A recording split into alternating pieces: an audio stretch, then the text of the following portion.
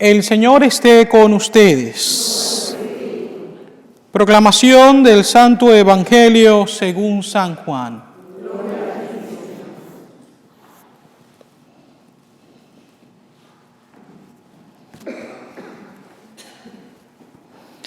En aquel tiempo Jesús se retiró al monte de los Olivos y al amanecer se presentó de nuevo en el templo, donde la multitud se le acercaba y él sentado entre ellos les enseñaba.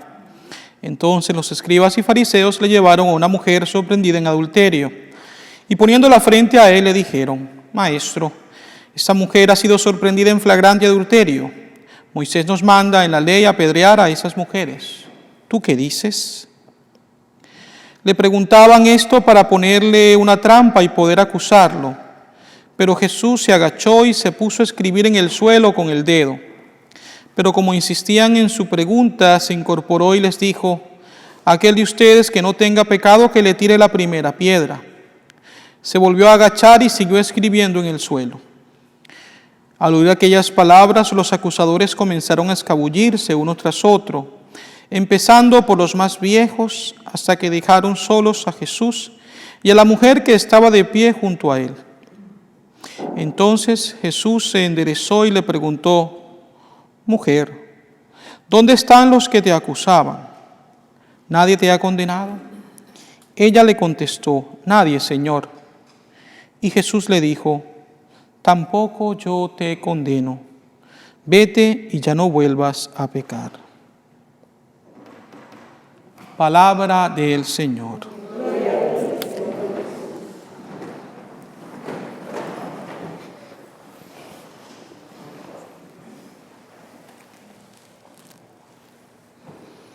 Las lecturas del día de hoy nos presentan a dos mujeres.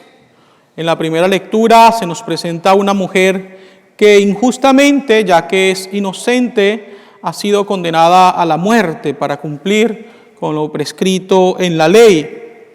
El Evangelio nos presenta pues el mismo pasaje de ayer, en el cual encontramos a una mujer que sí es culpable y que debería entonces, según la ley, recibir pues el castigo merecido por sus pecados. El primer año de estudios en Roma tuve la posibilidad de tomar una clase opcional que parecía bastante interesante y de hecho lo fue. Y era la clase de arqueología cristiana. La tomé junto con unos amigos y pues sin duda alguna la clase no me desilusionó, por el contrario, aprendí muchas cosas interesantes. Una de las cosas que aprendí, sobre todo cuando visitamos una de las catacumbas en Roma, creo que fue la de Santa Priscila o algo así, una de las catacumbas que está allí, o San Calixto puede haber sido. Nos encontramos con el hecho de que el profesor nos explicaba que las catacumbas no eran lo que mucha gente consideraban, es decir, mucha gente pensaba que ellas eran los refugios, los escondites de los cristianos que huían para no ser asesinados. Él decía, realmente no es esa la idea de una catacumba. La catacumba se convierte en el lugar de entierro de los cristianos que afrontaban la muerte valientemente. Es decir, eran de aquellos que permanecían fieles a Dios, fieles a la verdad. Y él decía, normalmente los cristianos o renegaban de la fe para salvar su vida, o afrontaban la muerte permaneciendo fieles a la verdad. Y es por eso que las catacumbas son un punto de referencia bastante importante para nuestra fe cristiana, porque muchas fueron las personas y siguen siendo las personas que derraman su sangre a causa del Evangelio. ¿Por qué hago mención a esto? Porque en la primera lectura vemos que Susana pudo haber tenido la posibilidad de decir, bueno, accedo a lo que estos hombres me están pidiendo y salvo mi vida. Evito la muerte, evito la vergüenza que se me exponga en público por algo que realmente no he hecho. Pero sin embargo ella tomó el camino más difícil, pero el camino que era el mejor. Ella decidió confiar en el Señor y pues bueno, la maldad salió a relucir, al igual que la verdad salió a relucir. Y gracias a la intervención de Daniel, ella salva su vida. Queridos hermanos y hermanas, ¿en cuántas ocasiones nosotros nos encontramos con momentos como este en nuestra vida? Momentos de pruebas en los cuales estamos debatiendo entre la verdad o la mentira, entre la oscuridad o la luz, entre obedecer a Dios o desobedecerle. Tal vez para salvar, entre comillas, nuestra vida, pero poniendo en riesgo todavía algo mucho peor, que es nuestra vida eterna. ¿De qué le sirve al hombre ganar el mundo entero si pierde su alma? Esa es una frase bíblica muy importante que San Ignacio de Loyola la repetía constantemente. ¿De qué le sirve al hombre ganar el mundo entero si pierde su alma? Es cierto que el dolor, el sufrimiento, incluso la muerte puede causar en nosotros algo de miedo.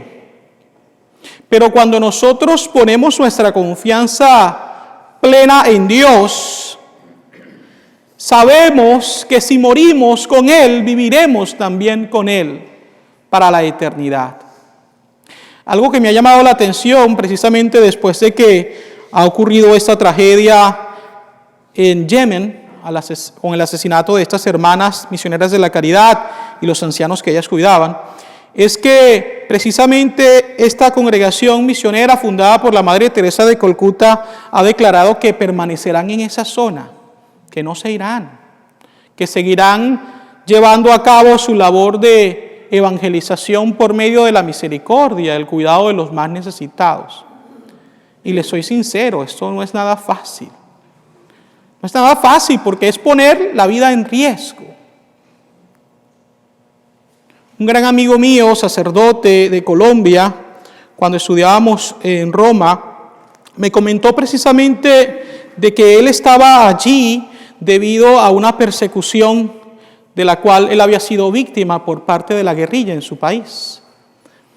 Y yo me preguntaba, nunca se lo pregunté a él personalmente, si él iba a regresar algún día allí. Y lo hizo, y está allí, y está sirviendo.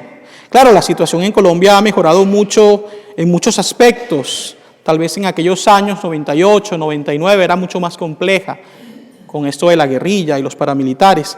Pero su vida estuvo en riesgo y por eso su obispo lo mandó allí a estudiar. Y regresó, siendo que incluso 2 de sus hermanos murieron, víctimas de esto. Queridos hermanos y hermanas, tal vez la persecución nuestra no es una como esa, es decir, no es que nos van a venir a meter presos o a matar por profesar nuestra fe. Tenemos la libertad de culto en este país. Pero ¿saben qué es lo más triste? Que muchas veces se nos quiere hasta cierto punto callar para que nosotros no evangelicemos o no digamos lo que por fe y convicción tenemos que decir. Y eso es triste. Porque muchas veces queremos respetar, entre comillas, el derecho de pensamiento de las demás personas. Y eso tiene que ser cierto. Nosotros no podemos obligar a nadie a creer lo que yo creo. Pero eso no me impide a mí profesar mi fe con valentía.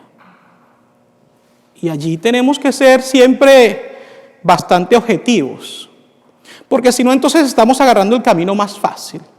El camino, como yo decía hace unos días atrás, de no hablar muy fuerte para no crear problemas y para que yo no pierda popularidad.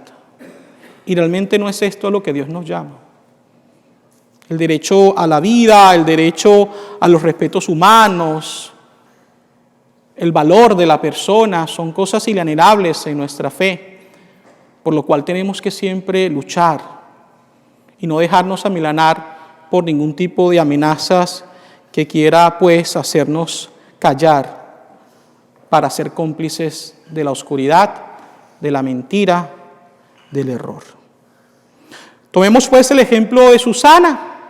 Pongamos nuestra vida siempre en las manos del Señor, confiando que si hacemos su voluntad y buscamos siempre su gloria y el bien de los hermanos, Él nos concederá una vida eterna junto a Él para disfrutar así de la herencia que Él nos ha prometido. Así sea.